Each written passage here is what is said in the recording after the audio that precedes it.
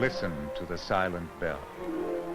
It speaks of moments past and moments yet to come. It's a nation's silent memory. The men of Pennsylvania had it cast, and from an ancient Hebrew book of laws chose words to be forever on the bell. Proclaim liberty throughout all the land, unto all the inhabitants thereof. They did not know it was a prophecy.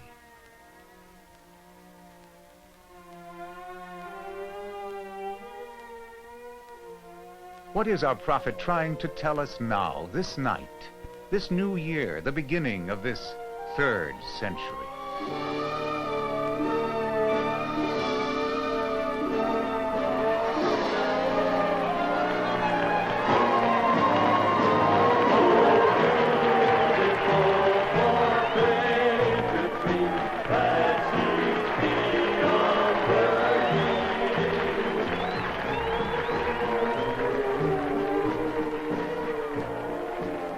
Our silent bell has left its ancient home and moves among the people of our land. Among buildings of concrete and steel into a changing, seething, restless time. A hopeless generation, full of hope. The most free land the world has ever known, still full of people crying, "Set us free." And into a new time, new world our silent bell now moves.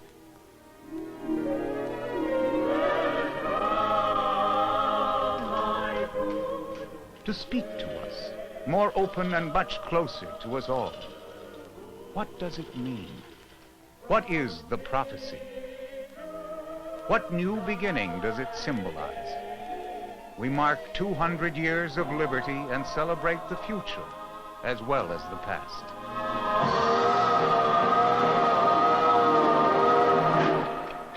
Not since the fall of the Roman Empire has any struggle on the face of the earth had more of an effect on human existence than did the American Revolution.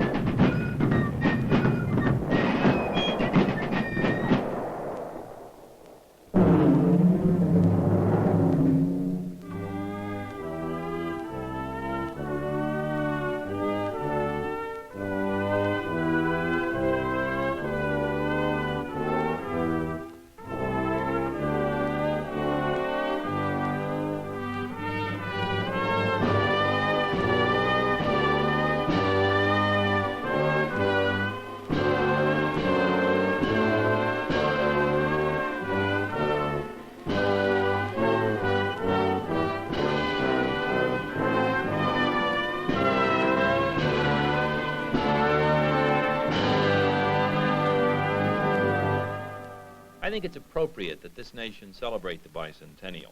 The people in your respective communities, in many instances yourself and the time that you've spent and the extra time that you've expended to do this. I think it's important that we take the time as a people to look back to the ideals that were established 200 years ago to help found this nation.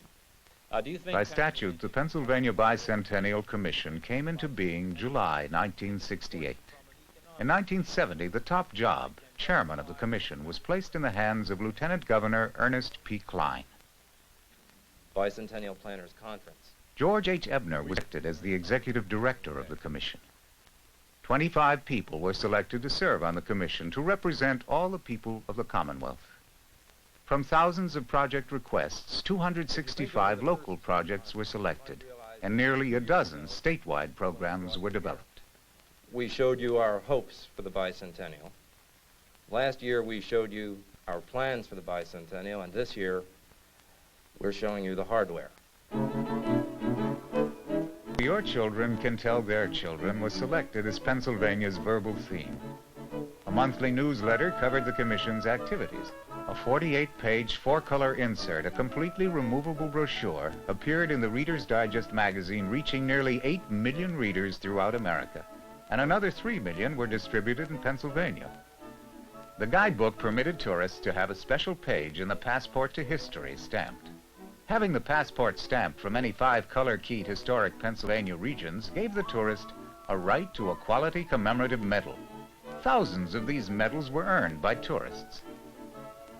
Official transportation maps and guides to visitor services were made easily available. All across Pennsylvania, people were ready and willing to plan and participate in our nation's celebration. Historical places were readied for visitors. High school and college marching bands prepared for an active year of concerts and parades. And small musical groups were engaged for picnics, special events, and other occasions. Time capsules were prepared to bear evidence for the people of the future.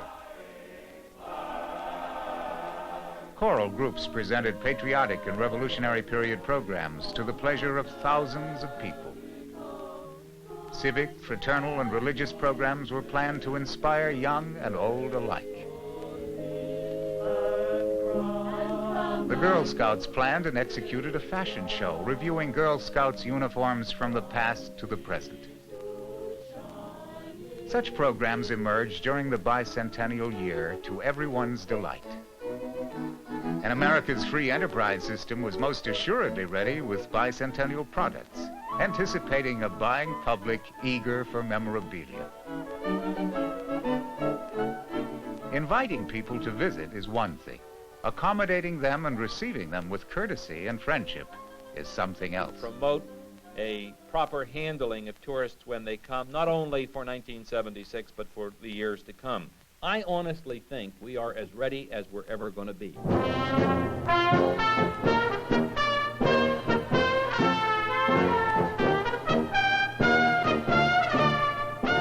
New Year's Day, 1976, Pasadena, California. A bicentennial floral treat.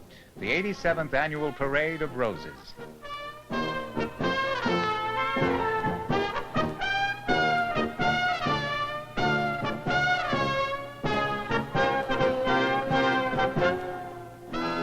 The National Trophy Award was won by Pennsylvania's entry. George Washington's Winter at Valley Forge of 1777-1778.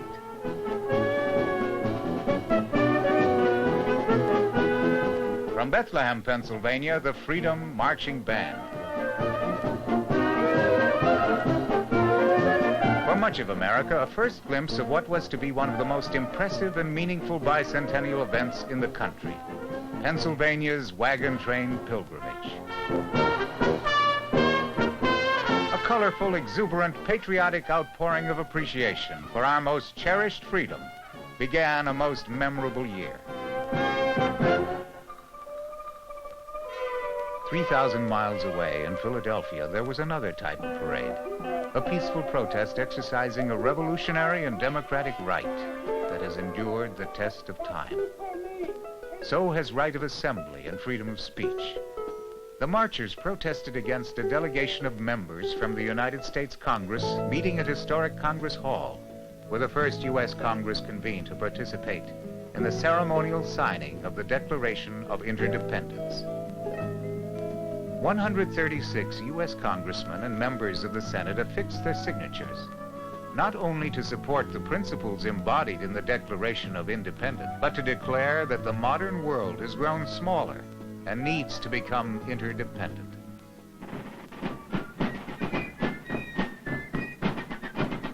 At least two famous men rode their way on horseback into the pages of history. Better known as Paul Revere. But another, equally important, was a gentleman by the name of Caesar Rodney.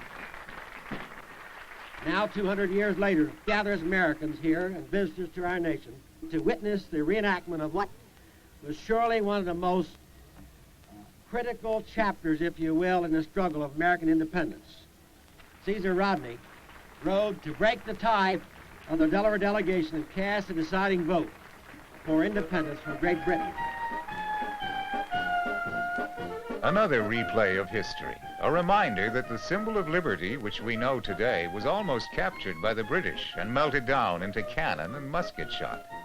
The Liberty Bell and other bells were transported in farm wagons from Philadelphia to Allentown. I need not remind you that independence was declared in Philadelphia, but that the Liberty Bell was saved in Allentown.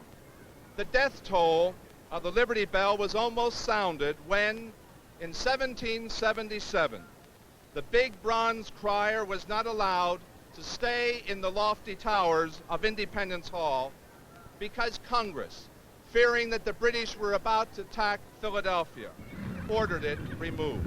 The bell was smuggled out of your town by our proud ancestors, and there, secretly, they buried the bell under the floor of Zion Reformed Church. The Lehigh County Bicentennial Committee is very happy to present for your enjoyment the Festival of Colony's Band Competition. A musical treat as the 13 original colonies compete in the Lehigh County Festival of the Bands.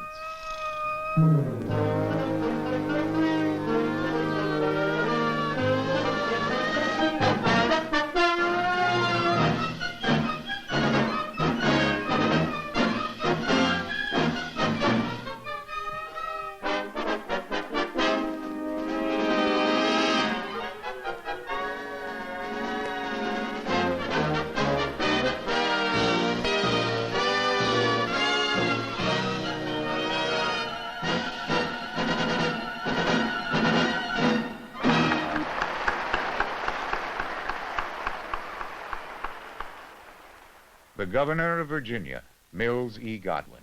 Welcome to the Commonwealth of Virginia, and particularly to our colonial capital. The young debaters who have come from so many states, their mentors and their guests this evening on what is another very auspicious occasion. The occasion is the National Bicentennial Debates. Pennsylvania students from Bishop McDevitt competed, as did Pennsbury High, who won top honors as finalists. Jim and I believe that an international organization should control the development and allocation of scarce world resources. That generally, the less developed countries are eager for aid, wherever it may come from, provided they can avoid foreign domination. For the developed countries, on the other hand, there are benefits both at the pragmatic and the humanitarian level. We visualize our nation, after all, as stretching from sea to shining sea. That the dumping of sewage, industrial, and agricultural waste into our waters represents the most serious source of pollution.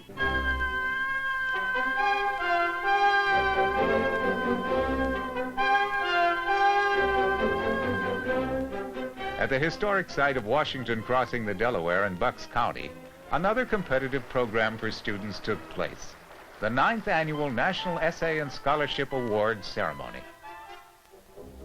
I look at our American heritage as a 10-year-old boy, and I see the great George Washington, the father of this nation, and possibly the finest man who ever lived. One of the most outstanding projects was the My America contest. It involved 2 million teachers and 5 million students. The contest was sponsored by the National Education Association, its state affiliates, and the Pennsylvania Bicentennial Commission. The theme, My America Yesterday, Today, and Tomorrow, could be expressed in many forms.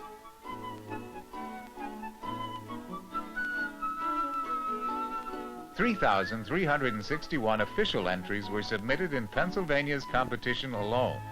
A kindergarten student, Douglas Rank, age 6, won the state contest with his giant-sized impressions of transportation in America. We didn't expect this. Douglas this morning said he knew he was going to win first prize because he wanted a silver medal like on the Winter Olympics. From many thousands of entries, national finalists were announced. Third place winner, Robert James Moore II from the state of Washington. Second place winner is Sarah Sealer from the state of Nebraska. The first place winner was Allison Cook of Arizona, who received her award at special ceremonies at Valley Forge. Fellow patriots, Montgomery County, Pennsylvania presents to the nation the Grand March of 11,000 and the world premiere of the Ballad of Valley Forge.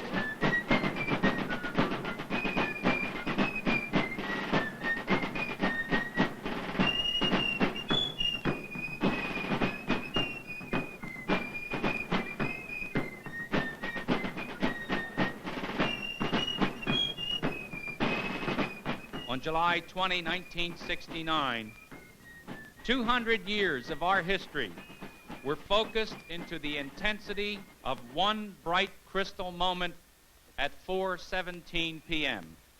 Neil Armstrong set foot on the moon.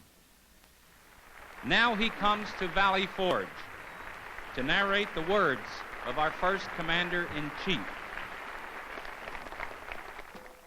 Independence, liberty, and peace. Freedom to speak what's on your mind. Independence, liberty, and peace. Independence, liberty, and peace. Your Commander-in-Chief, with the highest satisfaction, expresses his thanks to the officers and soldiers for their fortitude and patience with which you have sustained the fatigue of the last campaign. Although in some instances we unfortunately failed, yet upon the whole, heaven has smiled on our arms and crowned them with signal success. And we may, upon the best grounds, conclude that by a spirited continuance of the measures necessary for our defense, we shall finally obtain independence, liberty, and peace.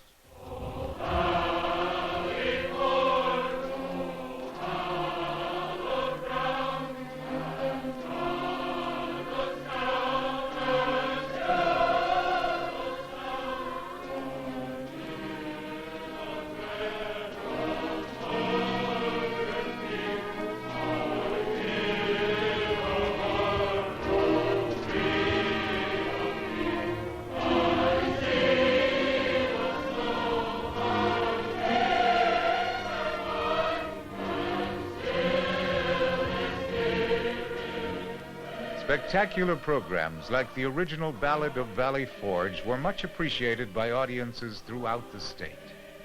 Other plans for year-long programs to involve all 50 states were well underway. Display is called a Salute to the States.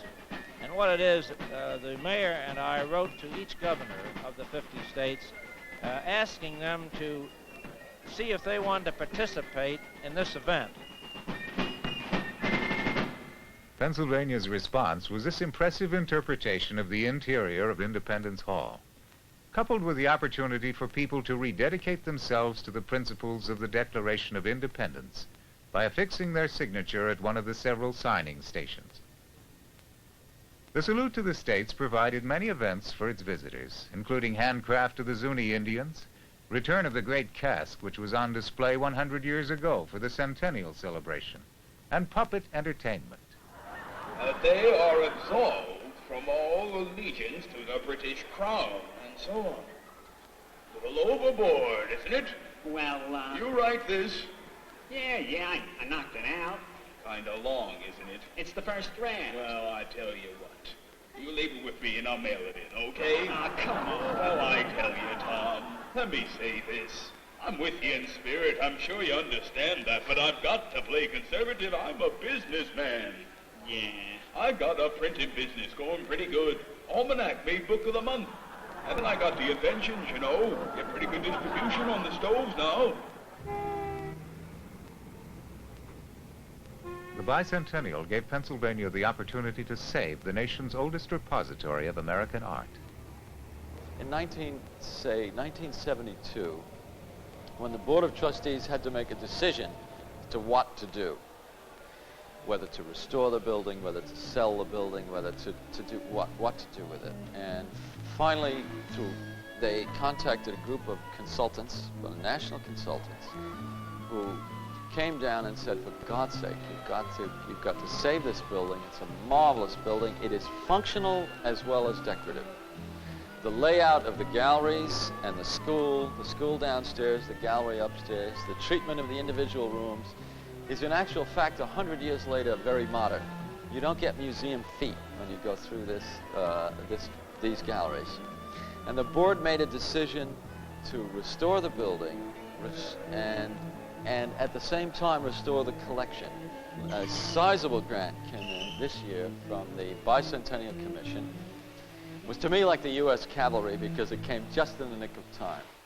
The high ground of religious liberty. While our artistic and cultural heritage was being preserved, men and women gathered at the historic Friends Meeting House in Philadelphia. They were interested in preserving our religious liberties.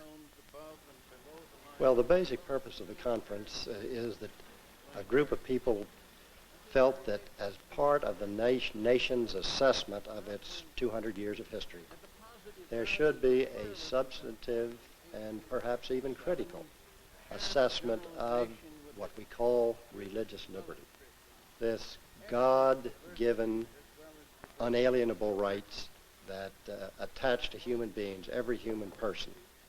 The preciousness, the dignity and worth of the individual around which and on the basis of which this nation was built. For us in this conference, some of the finest statements for religious liberty ever penned.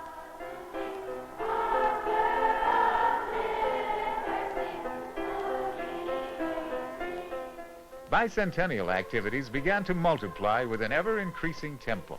In the Capitol Rotunda, school children participated in ceremonies, establishing a statewide program in which all people could participate.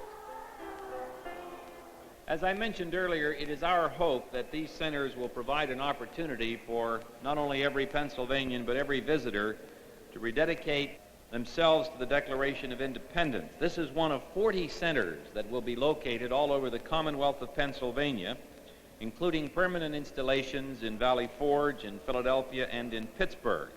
36 of those centers will be made available to local county organizations who will be responsible for their staffing. I'd like at this time now to ask these direct descendants of one of the original signers of the Declaration of Independence, the Hope family, to join us to be the first signers at this center in the Rotunda here in Harrisburg.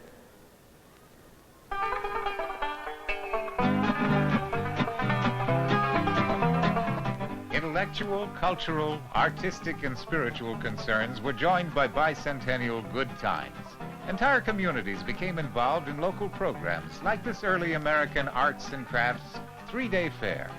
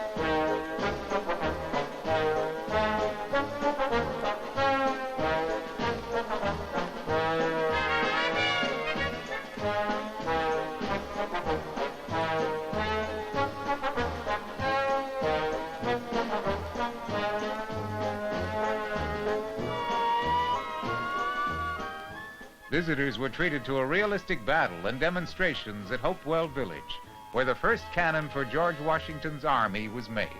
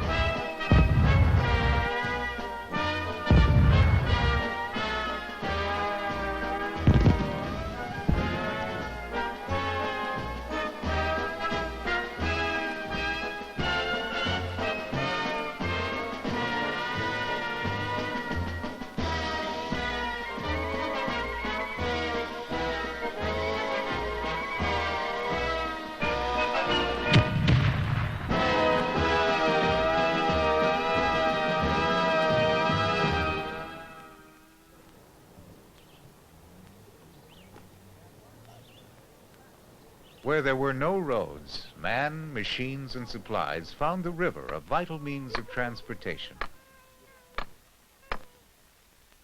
Nature produced the trees, man the sweat. Cross there now. Straight across. Don't lean, or we'll turn away now.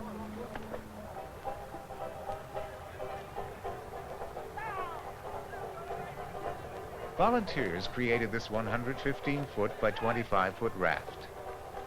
This early American adventure was authentically recreated in Clinton County, which was, in 1839, the center of the lumber industry.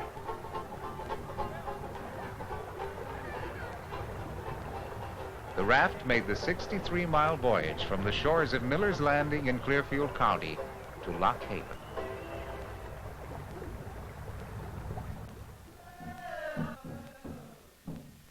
In the meantime, our first Americans, Indians, asked for a year of evaluation of their plight. I'd like to thank the governor on behalf of the Trail of Self-Determination for recognizing, that the national endeavor on Indian people is not successful. This state is the only one that I know of right now that is willing to make such a statement.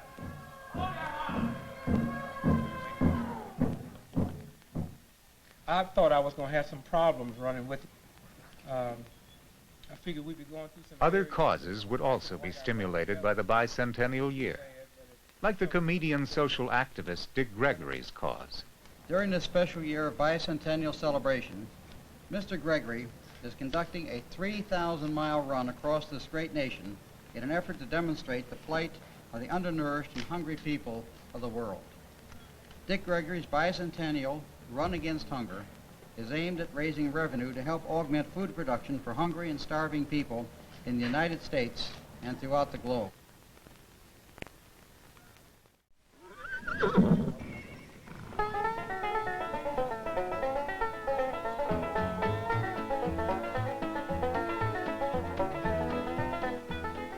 If any single project was to capture the imagination of its people, it was the wagon train pilgrimage to Pennsylvania. A national bicentennial patriotic thread of living America stretching clear across the nation from west to east. Destination, Valley Forge, in time to celebrate our nation's 200th birthday. It began with the building of 60 authentic replicas of the Conestoga Prairie Schooner-type wagons, 50 representing the 50 states, 5 Pennsylvania lead wagons, and 5 chuck wagons. The first of 5 separate trains left Blaine, Washington on June 8, 1975. In September, another train left Fort Mandan, North Dakota. A third train started east from Pasadena, California on New Year's Day. 3 days later, a fourth train departed Houston, Texas. The fifth and final train started in Florida from the south and Maine from the north. This project involved more people than any other bicentennial project anywhere in the nation. These modern-day pioneers would see America, and America would see them. 60,000 Americans would ride with a wagon train, some for a day, a week, a month. Thousands of people all the way to Valley Forge.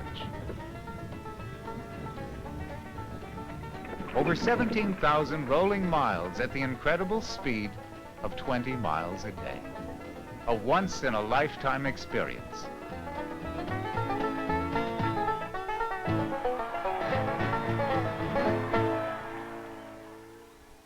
Each wagon train carried pledges of rededication to American principles. By July 3rd, 1976, 22 million Americans signed these pledges as an act of faith in the past, present, and future of America.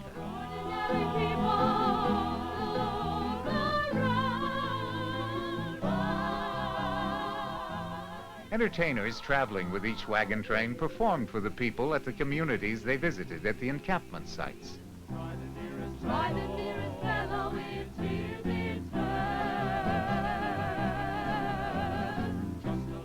They provided over 1,000 performances in communities across America.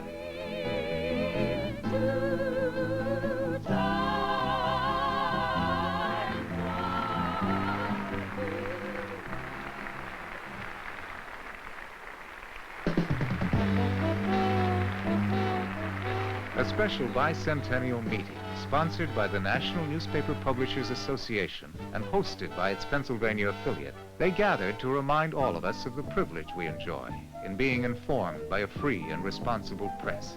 The press and Benjamin Franklin are synonymous, bringing to today's citizens an opportunity to sign a pledge called the Freedom Resolves of 1976, a form of rededication to a hard-earned and much appreciated freedom benefiting all of us, including today's children, who will be tomorrow's leaders.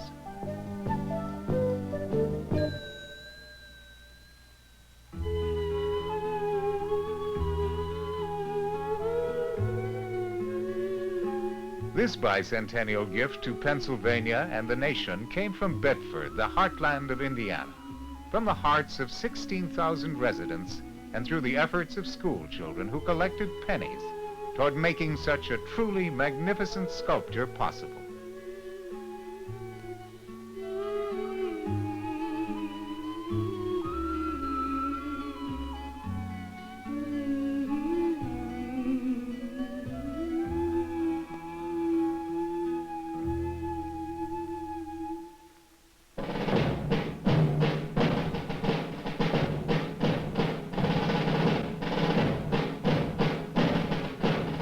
Bicentennial tributes, not only among various states, but royal visitors from around the globe, came in honor and tribute to our young country.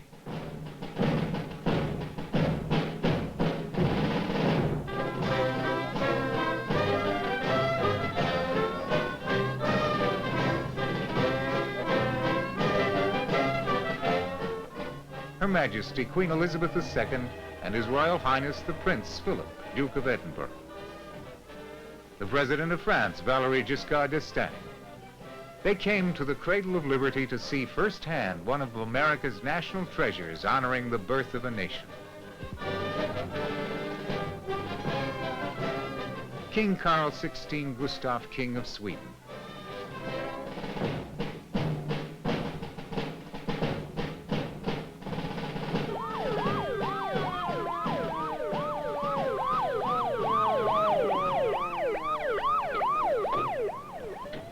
The Liberty Bell and a tour of Independence Hall, as well as other places, provided the King with a full schedule of events, including a special trip to Tinicum Park in Delaware County.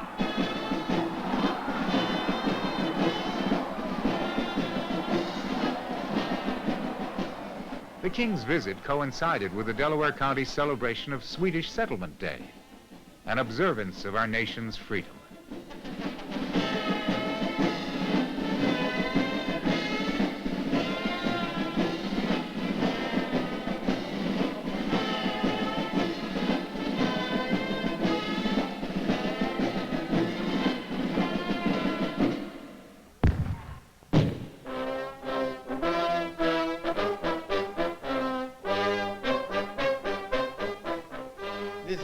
place where we met with history.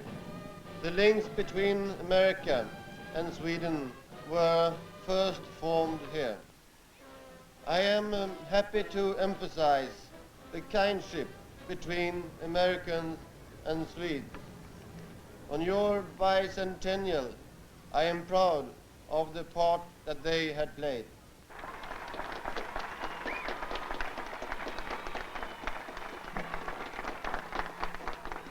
And now, Excellencies, distinguished guests, ladies and gentlemen, I present His Excellency Valéry Giscard d'Estaing, the President of the French Republic.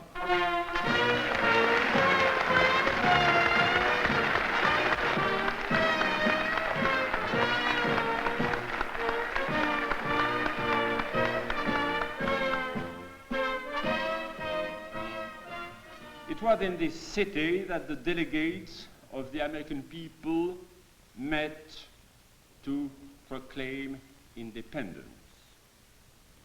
It was here that a people demanded, for the first time in modern history, to choose its own form of government.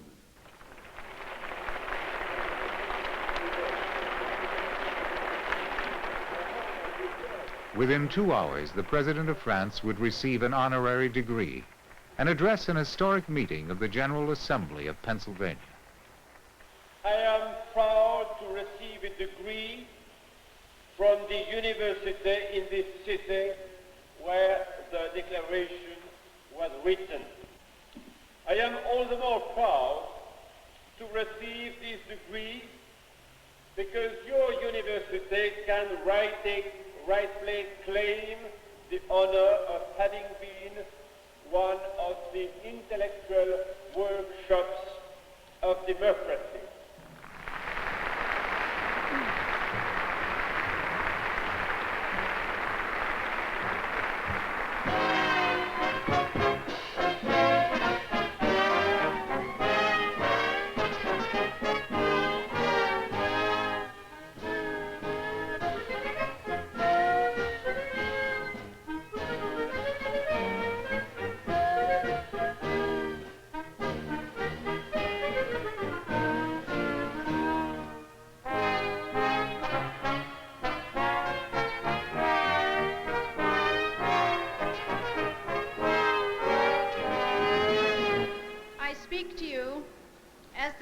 Descendant of King George III. He was the last crowned sovereign to rule in this country. It seems to me that Independence Day, the 4th of July, should be celebrated as much in Britain as in America. We learnt to respect the right of others to govern themselves in their own ways. This was the outcome of experience learned the hard way in 1776. Without that great act in the cause of liberty, performed in Independence Hall 200 years ago, we could never have transformed an empire into a commonwealth. This morning, I saw the famous Liberty Bell. It was cast to commemorate the Pennsylvania Charter of Privileges, but is better known for its association with the Declaration of Independence. Today, to mark the 200th anniversary of that declaration, it gives me the greatest pleasure, on behalf of the British people, to present a new bell to the people of the United States of America. It comes from the same foundry as the Liberty Bell, but written on the sides of this bicentennial bell are the words, "Let freedom ring." It is a message in which both our peoples can join, and which I hope will be heard around the world for centuries to come.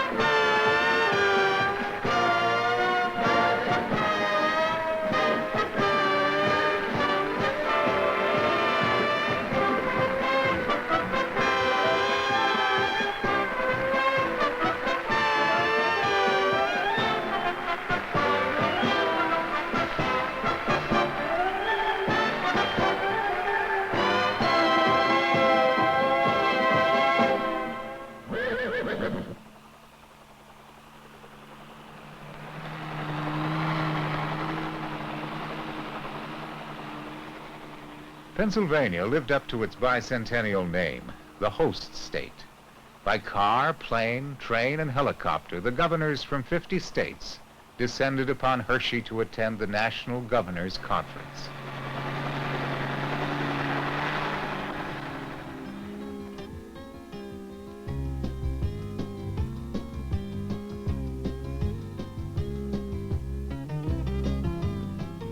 A full schedule of work and time for relaxation were planned for the week-long event, including the old-fashioned July picnic for all the conferees and their families. A beautiful setting for America's governors to meet with one another and to appraise America's needs and problems in the year of the bicentennial.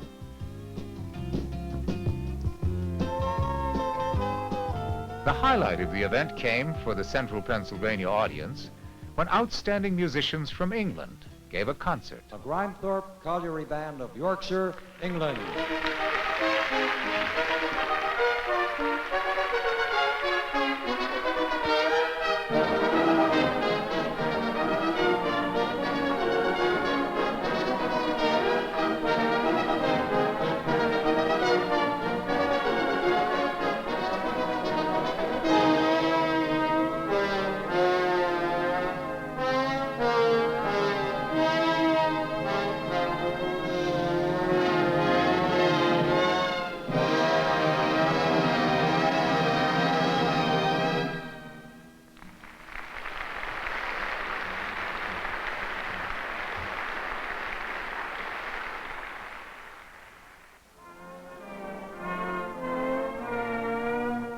Every birthday should have a birthday cake. This beautiful, enormous confectionery creation was displayed in Philadelphia's Memorial Hall, which was built to honor the nation's 100th birthday in 1876. The chocolate cake was constructed in 8 octagonal tiers and stood 50 feet high, 5 stories, and occupied the same floor space as a regulation basketball court, estimated feeding 200,000 people.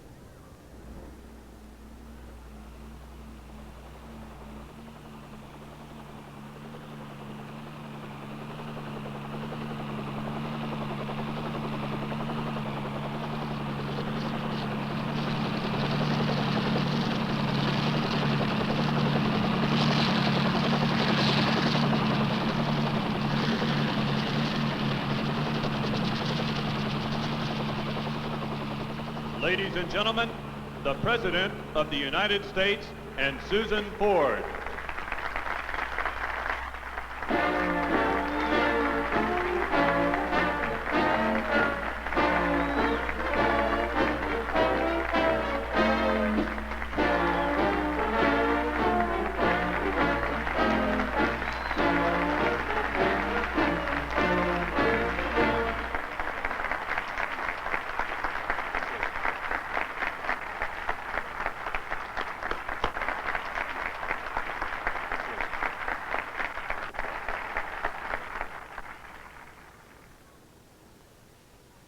they came here in the snows of winter over a trail marked with the blood of their rag-bound feet.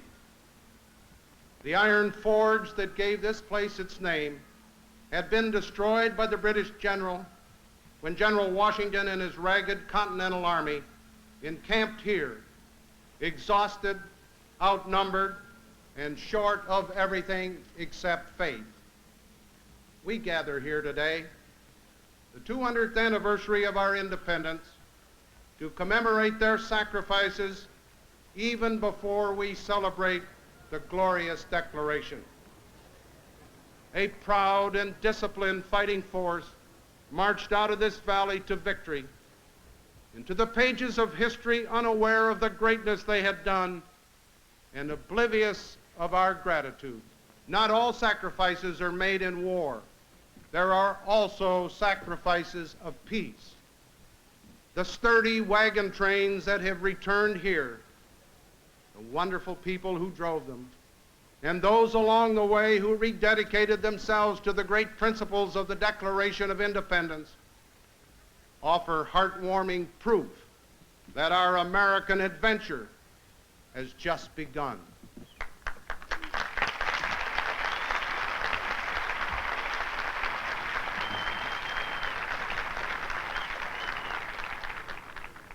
For only the third time, a bill was signed outside of Washington, D.C.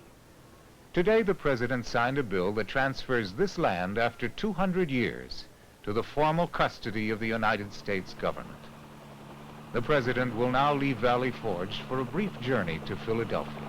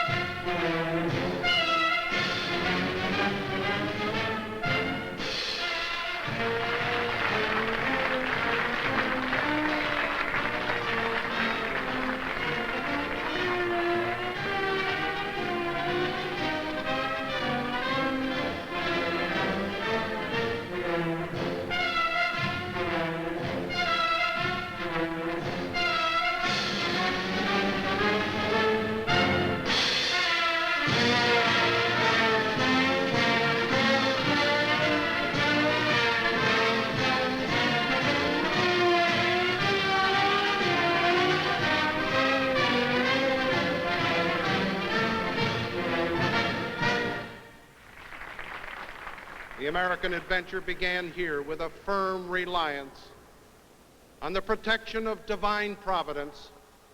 It continues in a common conviction that the source of our blessings is a loving God, in whom we trust.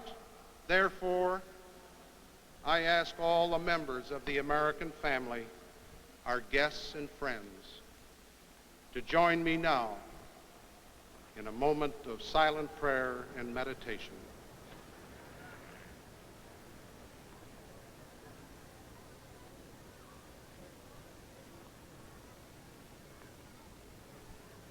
Ladies and gentlemen, boys and girls, we've met here today, the 4th of July, to reaffirm our Declaration of Independence and to recommit ourselves to its promise for our country. All across America, the same reaffirmation and recommitment is taking place in cities large and small. But this is a very special place, because this is Philadelphia. And Philadelphia, by circumstance and great good fortune, is that unique place in American history where the great experiment began. The promise was made, the hope was born. It was here that John Adams wrote to his wife Abigail, "This day of July 1776 will be the most memorable epoch in the history of America. I am apt to believe that it will be celebrated by succeeding generations as the great anniversary festival.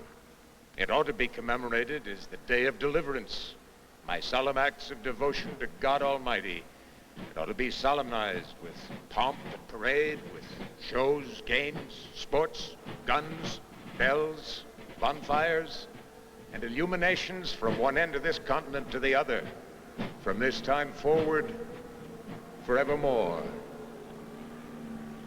Well, we do, John Adams. We do.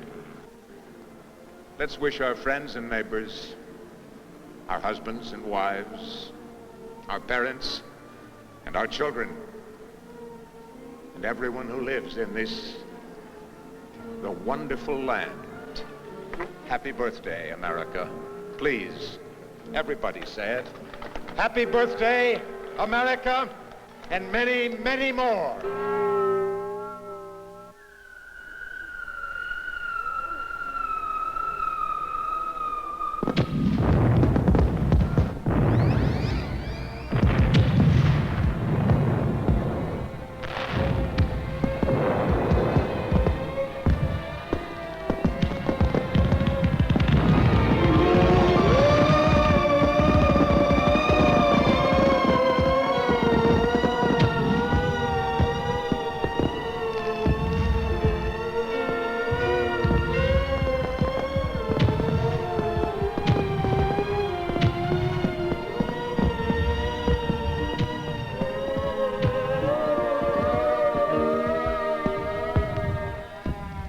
We hold these truths to be self-evident, that all men are created equal, that they are endowed by their Creator with certain unalienable rights, that among these are life, liberty, and the pursuit of happiness,